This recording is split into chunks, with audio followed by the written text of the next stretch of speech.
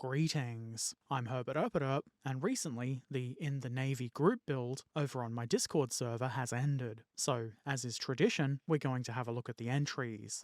I feel like the topic in the Navy should be fairly self-explanatory here, so in no particular order, except the modeler's name, alphabetically, so in that order, here they are. A Cool Person with Shades and Ice Cream's first entry is HMS Belfast. This is, I believe, the same ship that is now a museum in London. Well, not this exact one. This is a scale model. A 600th scale kit from Airfix, in fact. Not much more info than that was supplied, so I don't know how the build was or anything like that, but I think you'll agree the result is quite good. Very well done. Another entry from A Cool Person with Shades and Ice Cream is a slightly smaller vessel, a PT boat. Specifically PT 588, which may or may not be a significant part of history. I don't know. I'm not a PT boat scientist. I do know that this is built from a 72nd scale Revell kit, and that it looks rather good. Excellent. A Cool Person with Shades and Ice Cream was very busy in this group build, so here's their third entry. Again, this is something quite different from the previous entries, the USS Constitution. This looks fantastic. I mean, who doesn't appreciate a nice wooden ship? That rigging looks like it would have taken some doing. This is a 96th scale model from Revell. It's a great looking model. Very cool. Bork the Cheese's entry is the Oustian, if I'm saying that right, Republic Navy battleship Absolution, and some destroyers. I understand this is based on Ace Combat Zero, and the models are in 800th scale from Warlord Games. There's also a couple of pictures of these ships among a larger force displayed on appropriately coloured bedsheets. Very cool. Fessor 2000's entry is this Lockheed Sea Shadow, one of the weirdest looking ships, in my opinion. Fessor mentions the real thing was put up for donation to a museum, but nobody was interested, so it was sold for scrap, which is really a shame.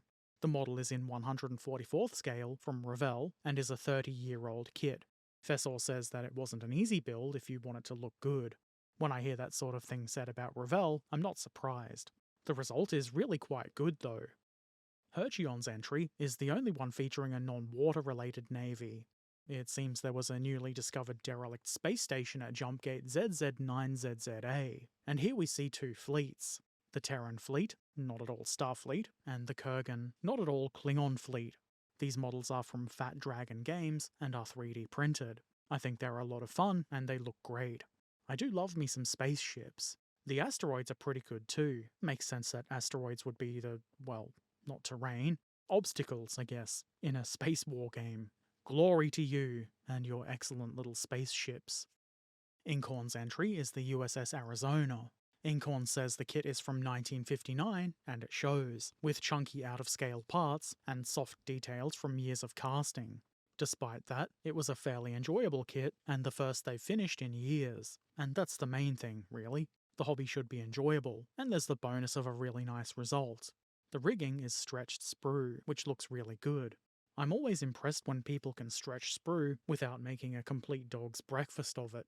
Very well done. Model Minutes, who you've probably seen on the YouTube, entered this C45 Expediter. This is a 72nd scale kit from PM Model, and Model Minute says the fit was generally okay, though there are a few gaps and seams that weren't addressed, and the details are a little crude and simplified in places. Modifications he made include cutting the landing gear to model the bays closed to represent the plane in flight, pilots from the bits box, and motors to spin the propellers, which I think is an awesome idea. A very nicely done model. Musei's entry is the CSS Raleigh, which is a Richmond-class ironclad. I really like the display with the bullet. Musei seems to have quite the collection of that sort of thing, and it's really cool to see it incorporated with models. The Raleigh was painted a very dark blue as nighttime camouflage, being that it was used at night, therefore giving it the element of surprise. It's fitted with a spar torpedo, which is described as a bomb on a stick, a concept I find to be hilarious.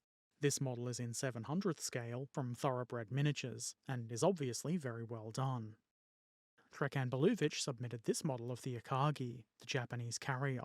The interesting thing about Akagi is that it was originally laid down as a battle cruiser, and then converted into an aircraft carrier. This model depicts it after its second rebuild. It's a very well painted 800th scale model from Warlord Games, and to kind of go with it, Trekan Belovich's second entry is this A6M Racin? It's also known as a Zero, much easier to say. A very underestimated machine early on in the war, flown by superior pilots, it became a symbol of Japanese air superiority, for a while at least. Hopefully it's just as capable in the games this model is intended for, assuming it is intended for games. It's in 144th scale from Battlefront, so it's not going to fit on the carrier, really, but it still looks cool flying past. Very nicely done. And that's all the entries in the Navy group build. It seems like a lot of people were into this one, and the entries are all great. Some very inspiring stuff. I hope everybody had fun. Thank you for taking part. And of course, a massive thank you to Monol, our group buildsman, who runs these group builds and compiles the entries and relevant information, which really helps with getting these videos done, and I quite appreciate that. Thank you. Another group build will begin soon, at the time of writing, and at the time of voiceovering, and probably also at the time of editing. We're at the stage where ideas are being suggested, and soon, a vote will begin. So if you've got a cool idea for a group build, drop on by the Discord and suggest it. And of course, vote and take part. To stay updated on group build stuff, the Discord server is the place to be. That is where they take place after all. I will probably make a video when the next group build starts, and that will obviously be after all the voting and such has taken place. I hope you enjoyed the models shown here as much as I did. Subscribe if you want to see more of this kind of thing, and if you really like what I do and you want to see videos early, consider supporting on Patreon or Ko-fi. Links are in the description. Take care of yourselves, be excellent to each other, and thanks for watching. Farewell.